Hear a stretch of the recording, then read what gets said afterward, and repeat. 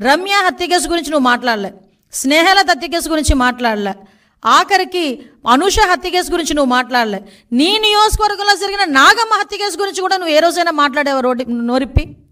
But మా CM గారు మొన్న రీసెంట్గా చీరాల్లో ఒక హత్య జరిగితే ఇమీడియట్గా నన్ను అక్కడికి పంపించి 36 గంటల్లో నిందితులను పట్టుకుని అమ్మాయికి ఎక్స్గ్రేషియా కూడా ఇచ్చొచ్చాం. ఇప్పుడు కూడా చైల్డ్ అబ్యూజింగ్స్ ఎక్కడైనా జరుగుతున్నాయి, చిన్నపిల్లల మీద అఘాయిత్యాలు జరుగుతున్నాయి అని సంఘటన తెలిసిన వెంటనే నాకన్నా ముందు ఆయన స్పందిస్తున్నారు, ఆయన మాట్లాడుతున్నారు పోలీస్ డిపార్ట్మెంట్ వాళ్ళతో. అది అడ్మినిస్ట్రేషన్ అంటే. అసలు ఏ రోజు కూడా ఈవెన్ గాంజా మీద కానీ, చిన్నపిల్లల మీద హత్యలు రేపుల మీద కానీ ఏ రోజైనా హోమ్ డిపార్ట్మెంట్ని కూర్చోబెట్టి ఒక రివ్యూ అయినా చేసావా? నువ్వు ఈరోజు లా అండ్ ఆర్డర్ గురించి మాట్లాడుతూ ఉంటే, నీతులు చెప్తా ఉంటే సిగ్గు అనిపించట్లేదా? మేము సిగ్గుపడాలా ఈరోజు? ఇది నేను ప్రజలకి చెప్పాలి ఈ విషయాలన్నిటి. నేను ఎంత దారుణంగా మా మీద బురద చల్లడానికి, మన మీద బురద చల్లడానికి. ఎందుకు మన అన్నారంటే, ఈరోజు ప్రజలందరూ కూడా మ్యాండేట్ ఇచ్చి ఈరోజు చంద్రబాబు నాయుడు గారిని కూర్చోబెట్టారు. అంటే చంద్రబాబు నాయుడు గారి మీద ఒక మాట మాట్లాడుతున్నారంటే ప్రజలందరి మీద కూడా మాట్లాడినట్టే. చంద్రబాబు నాయుడు గారు is not a common man. CM ఆయన, రాష్ట్ర ముఖ్యమంత్రి, ప్రజల చేత ఎన్నుకోబడిన రాష్ట్ర ముఖ్యమంత్రి. మీకు ప్రూవ్ ఉంది, మాట్లాడండి, మేము సరిదిద్దుకుంటాం. ఎస్, ఇది ఇలా జరుగుతుంది, మీరు చెప్పండి, నిజమైతే కనుక మేము యాక్షన్ తీసుకుంటాం. యాక్షన్ తీసుకోకపోతే మీరు మాట్లాడండి. అంతేగాని ఒక వర్గ విభేదాల మధ్యలో జరిగిన వినుకొండ ఇష్యూని బేస్ చేసుకొని ఈరోజు ఒకసారి అక్కడికి వచ్చి కూర్చొని నేను నాకు నోటుకు వచ్చినట్టు మాట్లాడతానని మాట్లాడి దాన్ని ప్లాట్ఫామ్ కింద తీసుకొని జగన్మోహన్ రెడ్డి ఉండుంటే వసతి దీవెన వచ్చేది. అరే అసలు నువ్వు ప్రమోషన్ ఏంటి నాకు అర్థం కాదు. జగన్మోహన్ రెడ్డి వచ్చింటే వసతి దీవెన వచ్చేది, జగన్మోహన్ రెడ్డి వచ్చింటే అది వచ్చేది, జగన్మోహన్ రెడ్డి ఇది వచ్చేది అని నువ్వు ఒక ప్లాట్ఫామ్ క్రియేట్ చేసుకుని దాని దగ్గర మాట్లాడడానికి ప్రయత్నం చేస్తున్నావు తప్పించి నిజంగా ఒక కన్సెంట్తో మాట్లాడే పరిస్థితి ఎక్కడ కూడా కనిపించలే. అంత దూరం వచ్చావు, ఫోటోలు చూపించావు, అది చేసావు, ఇది చేసావు, నీ నాయకుడు అంటున్నావు, నీ కార్యకర్త అంటున్నావు, నీ దగ్గర బోల్డ్ ఆస్తుంది, రూపాయి ఎందుకు ఇవ్వలేకపోయావు? తోట చంద్రయ్య చనిపోయినప్పుడు ఆర్థిక సహాయం చేయలేదు తెలుగుదేశం పార్టీ. నాకు తెలిసి 25 లక్షలు 30 లక్షలు ఇచ్చారు, ఇంకెక్కువ ఇచ్చినట్టున్నారు, దగ్గర ఎక్కువ ఇచ్చారు. అంటే నేను ఎందుకు చెప్తున్నానంటే, నువ్వు నిజంగా భుజాన్ని వేసుకొని, నీ కార్యకర్తని భుజాన్ని వేసుకొని ఆ రోజు వచ్చేసి శాంతి భద్రతల గురించి, లా అండ్ ఆర్డర్ గురించి, ఆటవిక పరిపాలన సాగుతుందని నీ నోట్ నుంచి అలాంటి మాటలు వస్తుంటే, అలవాటుగా వచ్చేస్తుంటే అలాంటి మాటలు నిజంగా నవ్వొస్తుంది. ఈరోజు నేను ఒకటే చెప్తున్నా, అప్పీల్ చేస్తున్నా పబ్లిక్కి కూడా, దయచేసి ఒక్కసారి మీరు కూడా ఆలోచన చేయండి. ఒక రాక్షసుడు, ఒక సైకో పరిపాలన చేసిన వ్యక్తి, సొంత సీఎం కుర్చీలో కూర్చోవటానికి సొంత బాబాయిని కూడా హత్య చేయించిన వ్యక్తి, ఈ తప్పు చేసుండకపోవచ్చు, నాకు తెలిసి చేసుండకపోవచ్చు అని ఒక వ్యక్తిని, అనుమానాస్పదంలో ఉన్న ఒక వ్యక్తి గురించి ఒక సీఎం పొజిషన్లోని ఒక స్టేట్మెంట్ ఇవ్వగలిగాడంటే అతని తాలూకా సైకో నేచర్ ఒకసారి ఆలోచించండి. అలాంటి వ్యక్తి సొంత చెల్లి ఈరోజు నాకు న్యాయం చేయండి అని వివేకానంద రెడ్డి సొంత బాబాయ్ హత్య చేస్తే న్యాయం చేయండి అంటే 5 సంవత్సరాల్లో కనీసం ఒక స్టెప్ ఫార్వర్డ్ అవ్వలే. పాపం ఆ అమ్మాయి బయటకు వచ్చి, సునీతమ్మ బయటకు వచ్చి మళ్ళీ సిబిఐ ఎంక్వైరీ వేసుకొని ఢిల్లీ చుట్టూ తిరిగి నాకు ప్రాణాపాయం ఉంది, నన్ను రక్షించండి మొర్రో అని ఢిల్లీ నడివీధుల్లో నీ రక్తం పంచుపుట్టుకుని ఒక సొంత చెల్లి మాట్లాడింది. నువ్వు ఈరోజు ఆటవిక పరిపాలన గురించోనో లేకపోతే ఇలాంటి మాటలు మాట్లాడి లా అండ్ ఆర్డర్ గురించి 45 రోజులకే స్టేట్మెంట్లు ఇస్తున్నావు, ఢిల్లీలోకి వెళ్ళి కూర్చొని ధర్నా చేస్తున్నావు. ఎస్ రా, నేను వస్తాను ఢిల్లీ. నువ్వేం చేసావు 5 సంవత్సరాల్లోని 45 రోజుల్లో మేమేం చేసావు మేము చెప్పుకుంటాం. వివేకానంద రెడ్డి హత్య గురించి చెప్పానంటే ఢిల్లీలో కూర్చొని ఈరోజు ఎంతమంది ఆత్మహత్యలు జరిగినాయి, ఎంతమంది హత్యలు జరిగినాయి, మా వాళ్ళ మీద ఎంతమంది మీద అఘాయిత్యాలు జరిగినాయి, టీడీపీ వాళ్ళ మీద, టీడీపీ ఆఫీస్ మీద దాడి జరిగింది, దాని గురించి మాట్లాడమనండి. సీఎం చంద్రబాబు నాయుడు గారి ఇంటి మీద, ఎక్స్-సీఎంగా ఉండేటప్పుడు చంద్రబాబు నాయుడు గారి ఇంటి మీద దాడి జరిగింది, దాని గురించి మాట్లాడమనండి. చంద్రబాబు నాయుడు గారు అమరావతి చూడటానికి వెళ్తే రాళ్ళు విసిరితే భావ స్వేచ్ఛ ప్రకటన ఆ రోజు. ఈరోజు ఆటవిక పరిపాలన. మేము ఎవరి మీద రాళ్ళు వేసామా? ఎవరి మీదనా? నువ్వు ఎప్పుడైనా రోడ్డు మీదకి వచ్చావు, నేను మాచెల్లు వినుకొండ వెళ్ళావు, నీకెవరిని అడిగించారా? ఆఖరికి మొన్న ఎవరిని ఆ పిన్నెల్లి అతన్ని తీసుకెళ్ళి పరామర్శించడానికి జైలుకి వెళ్ళావు, ఎవరిని అడిగించారా?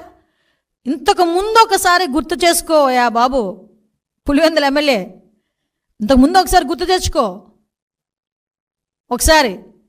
ఇవన్నీ చేసి ఈరోజు తిరిగి మా మీద ఇంకొకటి, నిన్న మొన్న సాక్షి పేపర్లో అదొక పాంప్లెట్ పేపరు, నా సాక్షి పేపర్లో ఈ వెహికల్ గురించి మాట్లాడారు. జగన్మోహన్ రెడ్డికి ఇచ్చిన వెహికల్ గురించి. అసలు జగన్మోహన్ రెడ్డి అన్న వ్యక్తి ఈరోజు పులివెందుల ఎమ్మెల్యే. కేవలం ఒక ఎక్స్ సీఎంగా ఉన్నందుకు గాను Z+ సెక్యూరిటీ ఇచ్చారు. గుర్తుపెట్టుకోయా, నీకు Z+ సెక్యూరిటీ ఇచ్చారు, టాటా సఫారీ ఇచ్చారని చెప్పి బాధపడిపోయావు. అవునులే, నీకున్న ఆస్తికి టాటా సఫారీ అంటే ఎక్కడ లెక్క ఉండదు అనుకో, అది వేరే విషయం. కానీ 2019లో నువ్వు సీఎంగా ఎక్కిన తర్వాత అప్పుడు ఎక్స్ సీఎం అయిన చంద్రబాబు నాయుడు గారికి, అప్పటికి 14 సంవత్సరాల ముఖ్యమంత్రి అయిన వ్యక్తి, అటువంటి వ్యక్తికి నువ్వు ఇచ్చింది టాటా సఫారీయే. ఈరోజు మీకు ఇచ్చింది నేను టాటా సఫారీయే. ఆ టాటా ఎలాగోలాగా గవర్నమెంట్ మీద బురద చల్లాలనే ఉద్దేశంతో ఈరోజు ఇది చేసే ప్రయత్నం ఇది. అంటే వెహికల్ కూడా సరిగా ఇవ్వలేదని ప్రజల్లో ఒక క్రియేట్ చేయడానికి నువ్వు చేసిన ఒక డ్రామా ఇది. ఆ రోజు చంద్రబాబు నాయుడు గారికి ఇంకో విషయం చెప్పనా, ఆ రోజు చంద్రబాబు నాయుడు గారికి నువ్వు ఇచ్చింది టాటా సఫారీ. ఈ రోజు కూడా ఒక సీఎంగా ఉన్న వ్యక్తి హైదరాబాద్ వెళ్ళినా, ఢిల్లీ వెళ్ళినా టాటా సఫారీ ఎక్కుతారు, బుల్లెట్ ప్రూఫ్ కారు. ఒక ఎక్స్ సీఎంగా నీకు ఒక bullet proof car Tata safari ఇచ్చారు. నీకు ఎక్కడ తక్కువ చేశారు? నీకు నచ్చలేదు. ఎందుకు నచ్చలేదు?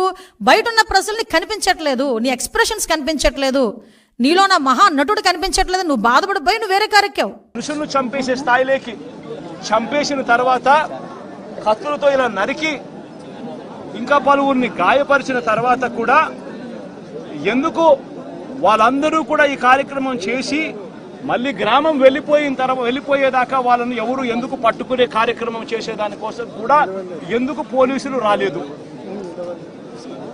నేను అడుగుతా ఉన్నా ఈ ప్రశ్నలన్నిటికీ. ఎవరు ప్రోద్బలం ఉంది? ఎవరు ఈ పోలీసులను ఆడిస్తా ఉన్నారు? ఏకంగా ఎస్పీ, ఏకంగా సిఐ, ఏకంగా డిఎస్పీలు ఏ ఒక్కరూ కూడా అడిషనల్ ఫోర్సును పంపించుకోకుండా పగడ్బందీ ప్లాన్ ప్రకారం మనుషులను చంపేసిన వాళ్ళు ఊర్లు కూడా విడిచిపెట్టి వెళ్ళిపోయే పరిస్థితి క్రియేట్ చేసి అప్పటికి కూడా ఫోర్స్ రాకోకుండా కూడా వీళ్ళు ఆపగలిగినారు అని అంటే ఏ స్థాయిలో కుట్ర జరుగుతూ ఉంది అన్నది, ఏ స్థాయిలో రాజకీయ నాయకులు, పోలీసులు, ఏ స్థాయిలో వీళ్ళందరూ కూడా కూడబలుక్కొని భయానక వాతావరణం క్రియేట్ చేస్తా ఉన్నారు అని చెప్పడానికి ఇది ఒక నిదర్శనం కాదా అని అడుగుతా ఉన్నా. నిజంగా లా అండ్ ఆర్డర్ ఉందా అని అడుగుతా ఉన్నా. ఈ రాష్ట్రంలో ఈ ఒక్క ఘటనే కాదు, ఈ రాష్ట్రంలో జరుగుతా ఉన్న ప్రతి ఘటన ఇదే మాదిరిగా ఉంది. మనం వినుకొండకు నేను వెళ్ళా, నడి రోడ్డు మీద రఫీ అనే పిల్లోడిని నడి రోడ్డు మీద నరికారు. రఫీ అనే పిల్లోడిని నరికారు. ఇలాంటి ఘటనలన్నీ కూడా రాష్ట్రంలో చాలా జరిగాయి. దాదాపుగా 30కి పైగా ఇదే శ్రీశైలం కాన్స్టిట్యున్సీలో ఇంకొక రైల్వే స్టేషన్.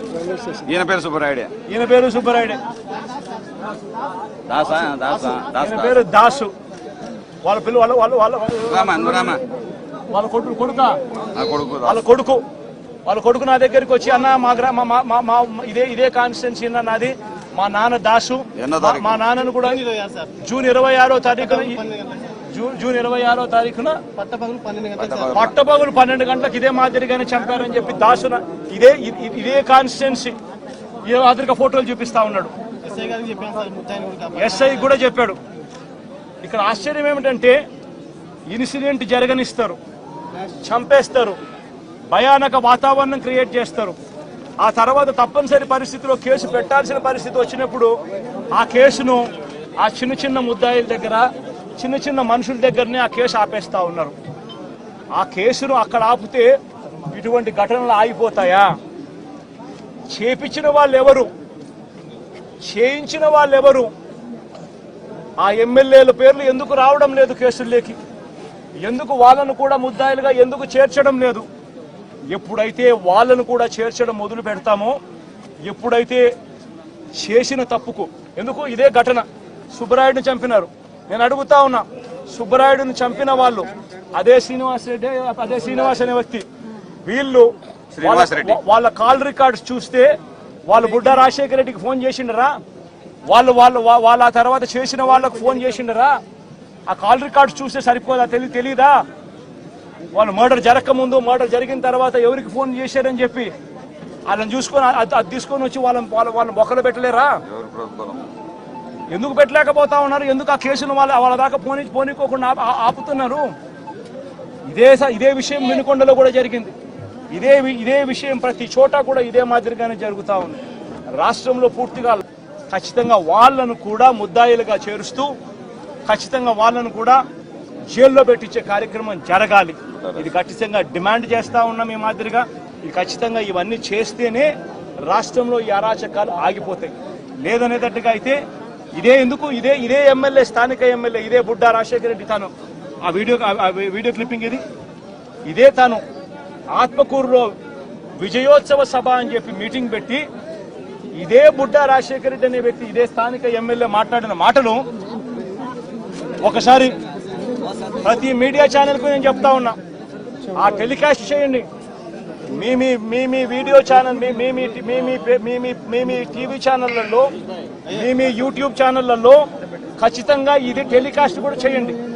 ఆత్మకూరులో విజయోత్సవ సభ పెట్టి ఒక ఎమ్మెల్యే మాట్లాడిన మాటలు, ఇదే స్థానిక ఎమ్మెల్యే మాట్లాడిన మాటలు, తాను మాట్లాడుతూ తాను అన్న మాటలు తెలుగుదేశం కాదు సార్, ఇది మోసం దేశం. పచ్చబిల్లలు ఇచ్చి అందరిని చంపమని పంపించారు.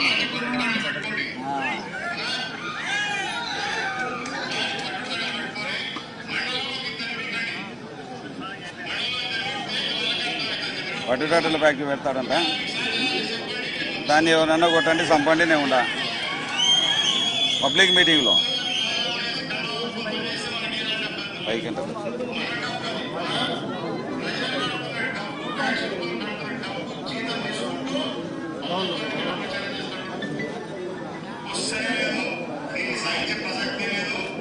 మండలానికి ఇద్దరిని చంపాలంటారు. మండలానికి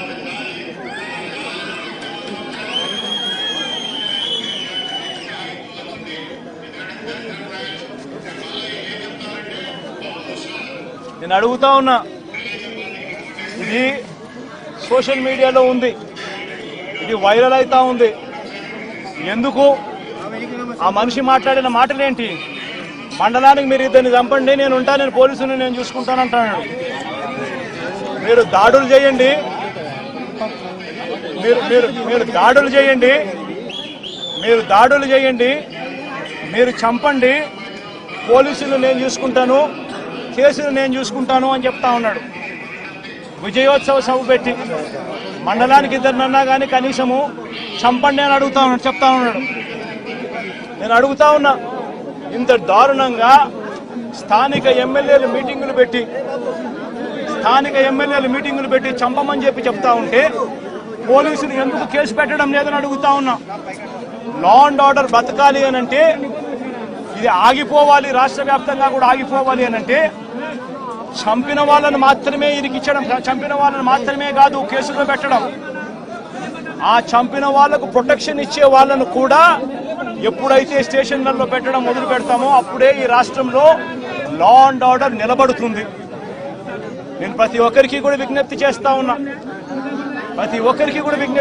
ఉన్నా, ఈ రాష్ట్రంలో పూర్తిగా లా అండ్ ఆర్డర్ చేతులు దాటిపోయే పరిస్థితి రాకమునిపే మేలుకోండి అని చెప్తా ఉన్నా. ఎడ్యుకేట్ చేయాల్సిన అవసరం ఉంది, అవేర్నెస్ క్రియేట్ చేయాల్సిన అవసరం ఉంది, దీనిని ఆపాల్సిన అవసరం ఉంది అన్నది ప్రతి ఒక్కరూ కూడా గుర్తించమని కోరుతా ఉన్నా. ఖచ్చితంగా జరుగుతా ఉన్న ఈ అన్యాయాన్ని అందరం కలిసికట్టుగా పోరాటం చేద్దాము అని చెప్పి అడుగుతా ఉన్నా. ప్రతి మీడియా ఛానల్కు నేను కోరుతా ఉన్నా, ఇవన్నీ ప్లే చేయండి. కేవలం వాళ్ళని మాత్రం చంపిన వాళ్ళని మాత్రమే ఆపాకండి, చంపించిన వాళ్ళను కూడా తీసుకొని రావాలి. ఈ చంపించిన వాళ్లకు సపోర్ట్ చేస్తా ఉన్న ఈ నారా లోకేష్ అనే వ్యక్తి, ఈ చంద్రబాబు నాయుడు అనే వ్యక్తిని కూడా ముద్దాయిలుగా చేరిస్తే తప్ప నుంచి ఈ రాష్ట్రంలో లా అండ్ ఆర్డర్ బతకదు అని కూడా ఈ సందర్భంగా తెలియజేస్తా ఉన్నా.